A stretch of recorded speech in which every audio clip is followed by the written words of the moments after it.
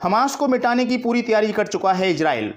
Israel Gaza पर जमीनी आक्रमण के लिए अपने सैनिकों को एकत्रित कर रहा है। इजराइल में जनता और राष्ट्रीय सुरक्षा प्रतिष्ठान हमास आतंकवादियों द्वारा किए गए हमलों के लिए प्रतिशोध की मांग कर रहे हैं, जिसमें 1000 से अधिक इजरायली लोगों की जान चली गई। लेकिन गाजा की घनी आबादी, सुरंगों के जटिल भूमिगत नेटवर्क और इजरायलियों, अमेरिकियों और अन्य लोगों को बंधक बनाए जाने के खतरे के कारण जमीनी आक्रमण फिलहाल एक मुश्किल कार्य प्रतीत हो रहा है। पूर्व अमेरिकी रक्षा सचिव और CIA निदेशक लियोन पैनेटा ने मंगलवार को ब्लूमबर्ग टेलीविजन के बैलेंस ऑफ पावर कार्यक्रम में कहा, समस्या यह है कि गाजा में प्रवेश करने के बाद यह मूल रूप से घर घर की लड़ाई है और इसलिए इसकी भारी कीमत चुकानी पड़ सकती है। लेकिन दूसरी ओर मुझे लगता है कि वह बहुत स्पष्ट है कि इजराइल ने फैसला कर लिया है कि उन्हें गाजा में हमास को कुचलना है। गाजा पट्टी में इजराइल के जमीनी आक्रमण से दोनों पक्षों को भारी नुकसान होगा और यह सवाल उठेगा कि क्या इजराइल संघर्ष से बाहर निकलने की रणनीति तैयार कर सकता है।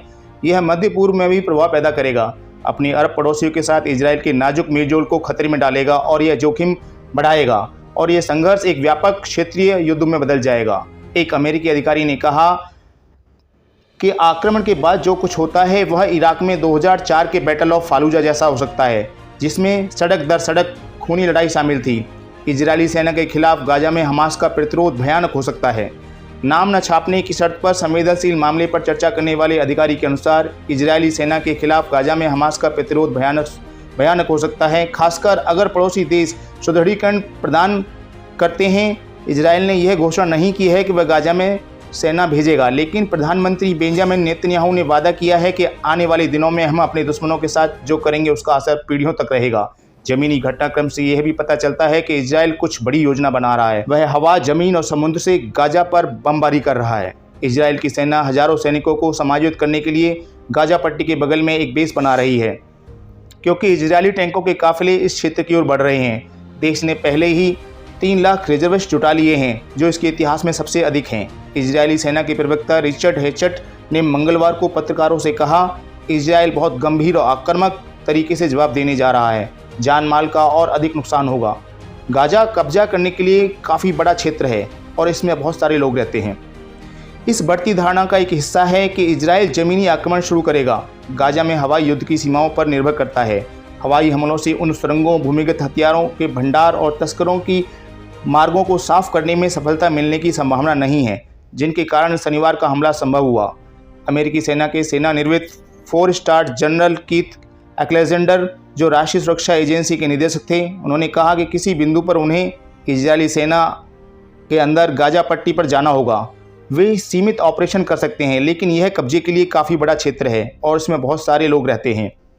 गाजा में सड़क से सड़क तक लड़ाई, जहां 2 मिलियन निवासियों को वाशिंगटन DC के दोगुने आकार के क्षेत्र में पैक किया गया है, के परिणामस्वरूप भारी नागरिक हताहत होने की संभावना है। अरब अधिकारियों का डर है कि मृत नागरिकों की तस्वीरें अरब जनता के बीच प्रतिक्रिया पैदा कर सकती हैं, जिससे उनकी सरकारों पर इजराइल के साथ संबंध तोड़ने का दबाव पड़ सकता है।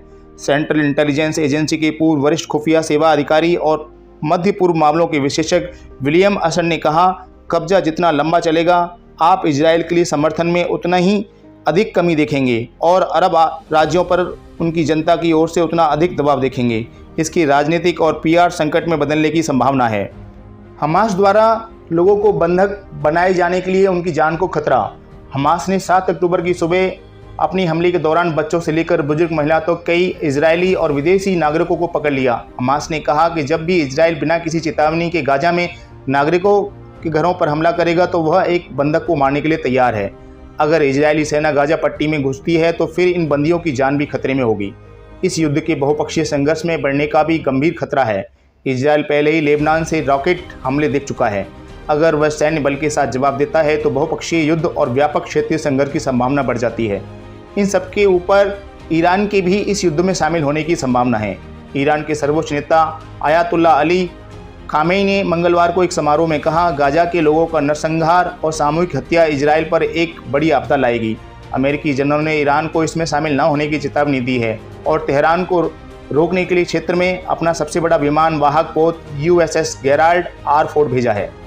इजराइल ने 2005 में गाजा से सेना हटा ली थी। यह भी समस्या है कि आक्रमण के बाद क्या होगा।